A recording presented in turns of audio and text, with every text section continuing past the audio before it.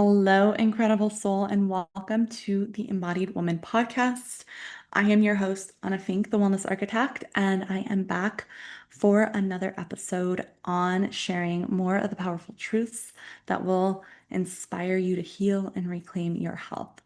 So, as some of you know, my mom was hospitalized in September multiple times, and we noticed, especially as someone who was dealing with autoimmune condition, chronic illness, she was getting very depleted from the blood draws. And we had seen this prior when she was first hospitalized in January of 2024 and almost died.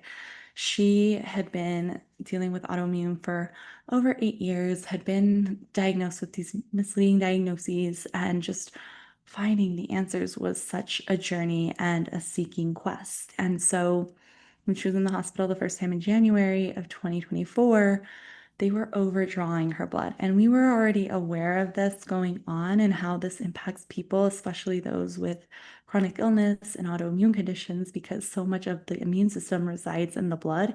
Even though they say it's actually in the gut, it's in your blood. Your blood has tons of of immune cells and purposes.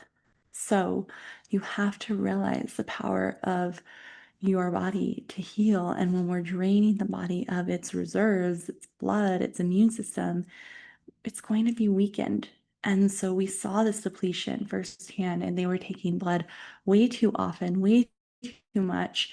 And it led us down a path of discovering more truth behind the blood draws and understanding what's really going on, because this is something we all need to consider for our health and the future. Because while it goes against what we've known to be true or have been told is true, it's going to empower us to reclaim our health and step powerfully into what's coming as more and more people deal with unknown conditions, with mystery illness, with chronic illness, autoimmune conditions. And when you're dealing with these kinds of conditions, they order more and more blood tests, which ironically depletes you more and more. And we're not talking about this. So today we're talking about it.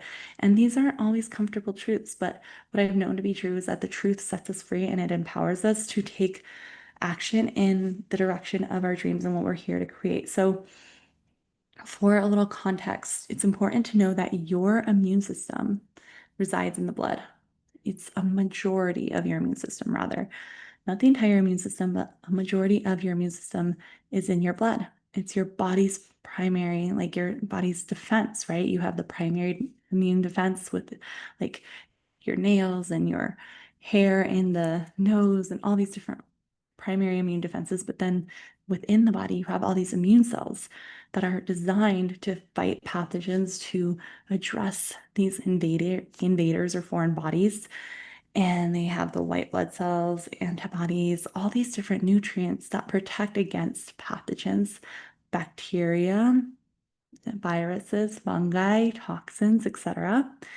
And every time your blood is drawn, it has an impact on the strength of your immune system. Now, for men especially, they may not notice it as much because their hormonal cycle occurs every 24 hours. But for women, we might notice it more because when we menstruate, our immune system is lowered by 80%. And when we ovulate, it's lowered by 40%. So anytime we have blood drawn, that impacts us because we're not only losing blood during the draw, but when we're menstruating. And when the immune system is lowered, reserves are directed toward the reproductive system rather than the immune defense of the entire body. So for someone who's healthy, they might not notice it with a routine blood draw and they might not be taking as much blood, but still it will have an impact over time, depending on the lifestyle factors. And if the individual is building up their blood after, or they're going back and eating more standard American diet, all these factors impact the health and the immune system. But for someone who is living with chronic conditions, symptoms, and illness, mystery symptoms, autoimmune conditions, these blood draws, especially when they know that you're dealing with chronic illness or something that is autoimmune, they're going to perform more regular blood draws and they'll take more for all these tests. But then what's not realized is all these blood draws are depleting your body and your defenses, leaving you more vulnerable and susceptible to other pathogens, other symptoms, other toxins, etc. So this can make the difference between healing and depletion. And especially if they're so frequent, it's like you have one blood draw and then a few months pass and then you're building up your blood because the blood doesn't just rebuild overnight. They're telling us, oh, drink electrolytes, do this, but it takes time for your blood to build itself back up. And so by the time a few months pass and you go in for another blood draw, just as you build it up, you're leaving more depleted.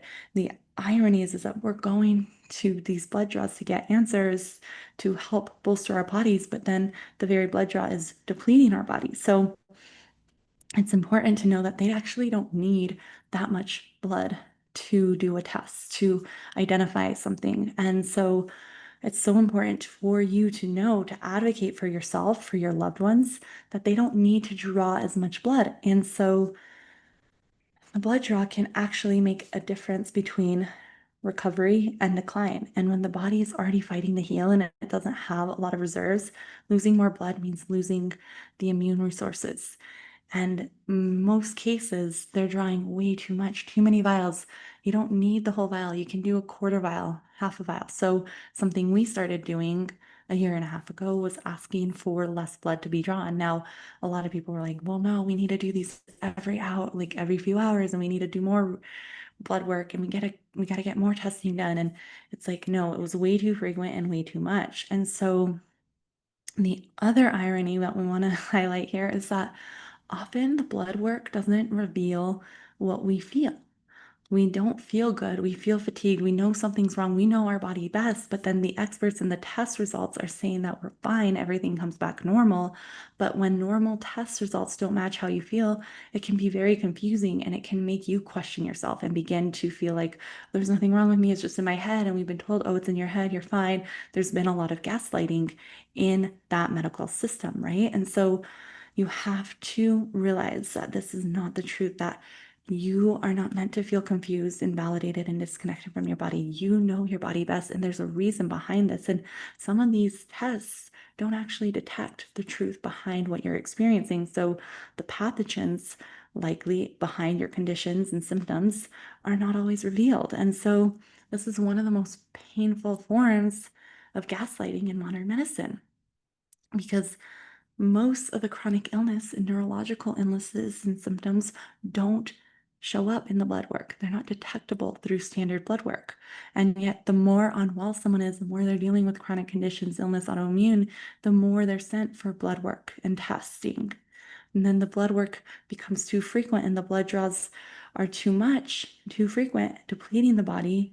And then the person is left even more depleted, even more confused, even more disconnected. And it becomes a vicious cycle of more testing, more depletion, less vitality. And when you're looking at chronic illness, and just in general, like looking at blood draws, they don't see them as something that's harming. They think there's something that's good. And I'm not saying that it's not necessary. Sometimes the blood work is very necessary, but oftentimes they're not showing what's really going on. So we're leaving people more depleted, more disconnected, more disempowered, like what's going on. We don't have the answers because each blood draw doesn't just extract the blood, it extracts your immune system, the minerals, the vitamins, the electrolytes, the very life force that nourishes you, that you need to heal. And so, neurological symptoms, for instance, are some of the hardest to detect in testing. And that leads to more and more blood being drawn. Each time that blood is drawn, the body, the individual is left more depleted and feeling worse. And so the intention is to know the truth so that we can heal in a way that's not so depleting and invasive. And the irony is that the sicker someone becomes, the more often their blood is taken. And the truth is, they don't need a full vial. They don't need to take blood so often. The blood is not treated as sacred as something so pure and powerful. It's treated as something that can just be discarded, and we're not seeing the true value of our blood. So many people are just selling their blood, going and getting blood drawn to donate. And I used to do this in college as a way to make more money. I went and donated blood, and they paid me to donate blood, but I didn't realize what that was doing and the implications it would later have on my health conditions, on my health.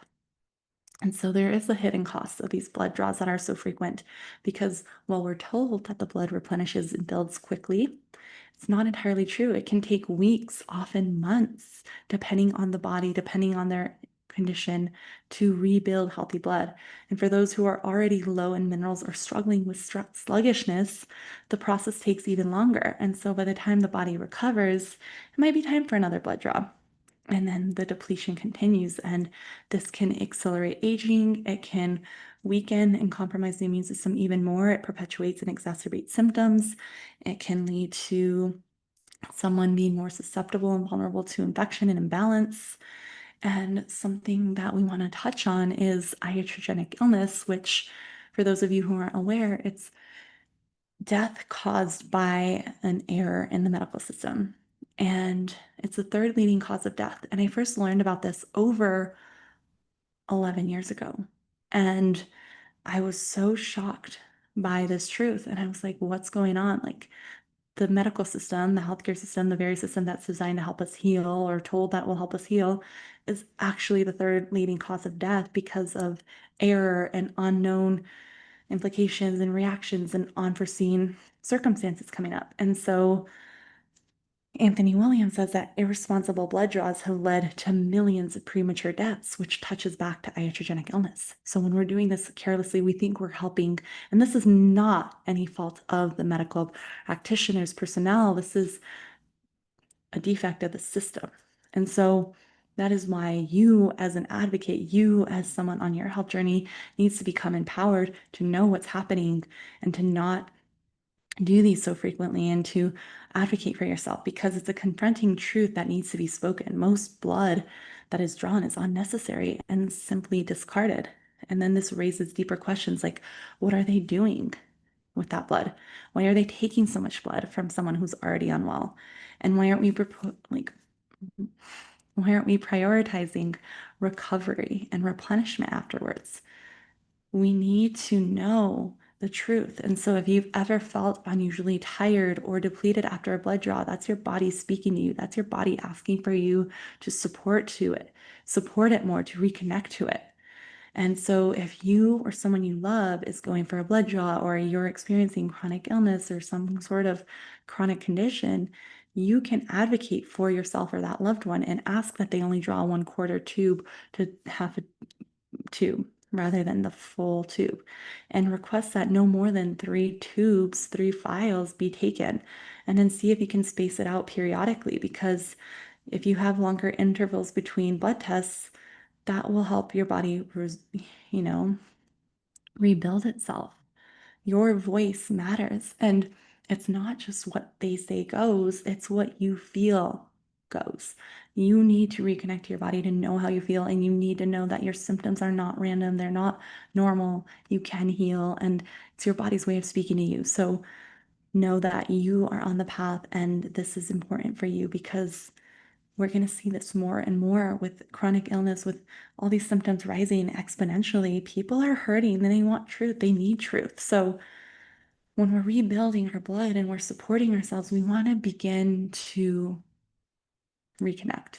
And healing really begins with replenishment. So there are ways to rebuild your blood and to bolster your blood after the blood draw, but there are also ways to support and fortify your blood prior to a blood draw so that you're not so exhausted after. And there are ways like hydration with lemon water, drinking 2 30-ounce glasses of lemon water daily will help to remineralize your body, to alkalize and cleanse your blood, to alkalize your entire body.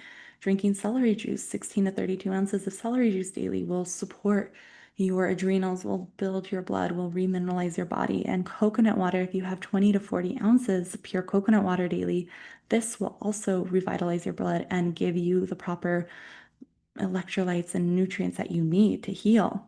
Melons are also amazing to eat on a regular basis. I eat melon a lot, but you can do them daily, half a melon daily, to really get your blood and your skin and your body and your immune system strong and healthy and alkalized and get those living nutrients like watermelon juice, cantaloupe juice. They are like liquid IVs. They're just like a nutrient IV that is even better than the synthetic IVs they're doing. They are the greatest thing you can do for yourself. And then medical medium spinach soup is amazing to remineralize your body, to build back your sodium concentrations and levels in the body. There are so many ways that all these healing foods restore your body's balance, electrolytes, minerals, and natural vitality that I want you to begin to tune into, because the more you know, the more you can do and the more empowered you become. And so, while blood draws are often seen as routine and normal, they have hidden costs for so many people, and we're not talking about these hidden costs. We need to know that our blood is sacred, that it's not just a fluid that can be discarded. It's your life force, it's your energy, it's your immune system, it's your protection. So be mindful, ask questions, and advocate for yourself. Advocate for less invasive testing. Advocate for your health, your healing, and above all, nourish your body before and after a blood draw. Because the more you know, the more empowered you become. And the more we understand, the more we can protect ourselves, advocate for ourselves and others, and inspire a world where healing and radiant health are not just possible, they are inevitable and they are standard. So, thank you for being with me on this episode. Thank you for your trust. Thank you for walking with me on this journey to radiance. If this information has served you and you come away with many different takeaways, I'd love to hear what you've gleaned, what you're thinking. If you have questions, please reach out to me, and I cannot wait to see you on the next one. And if there's someone who you know could benefit from hearing this information, please share it with them. The more we support each other, the more we share, the more we heal, the more we rise. So I'm sending you all the strength, all the love as you walk on your health and healing journey, and I will see you so soon.